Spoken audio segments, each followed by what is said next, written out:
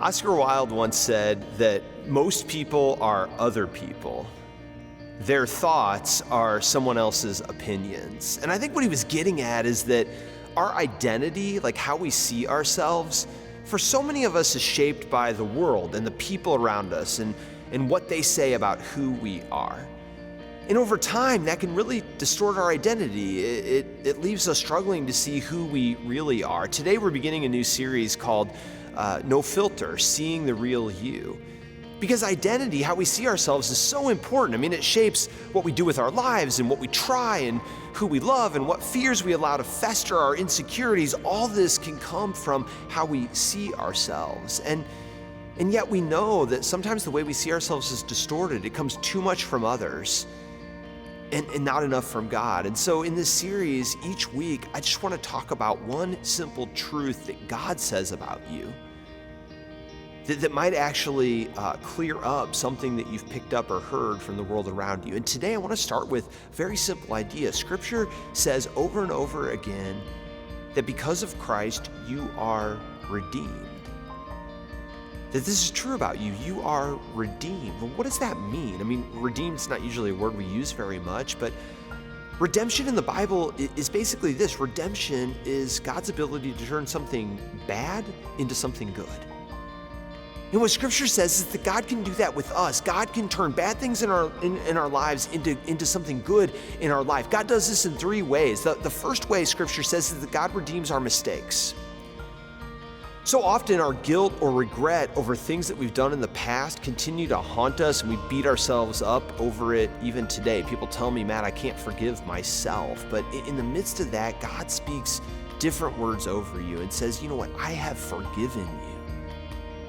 Not just forgiven you, but I've wiped the slate clean. You can start today anew. You don't have to live over your past mistakes. God redeems our mistakes. Second thing Scripture says is God redeems our pain. Or the word we often use for this today is trauma. Sometimes it's not our mistakes, it's other people's mistakes that hurt us. And that pain that you've been through, that trauma, sometimes just feels like it's going to define you for the rest of your life. But what God says and what so many therapies has proven to be true is we can actually get on the other side of that. It'll be part of our story, yes, but it does not have to negatively define you for the rest of your life. In fact, God says that our affliction, our pain can be turned into a source of comfort for other people. We can actually begin to use it to be a positive force in the lives of others who are currently going through pain. God can redeem your pain. And the last thing is God can redeem your weaknesses, or what I often say are perceived weaknesses. Sometimes it's those things we're embarrassed about, those things we want to hide from other people, those things that we wish weren't true about us. The Scripture says that when we're weak, God is actually strong. God can use our weaknesses sometimes to be our strength. We see this all the time.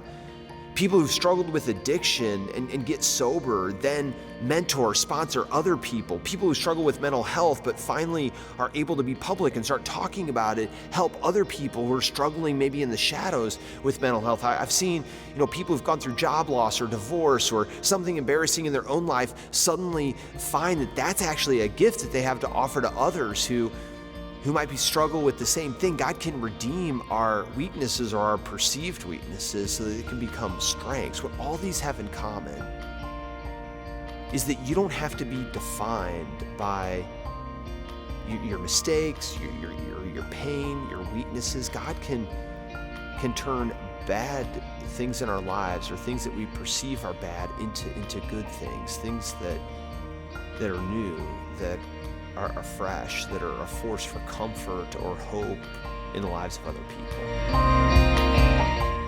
So friends, we don't have to live under the weight of the things that we've done wrong, the pains that we've been through, or even the weaknesses that we so often hide. But what Scripture says is that you are redeemed. And as one woman told me, Matt, that is so freeing. It is freeing.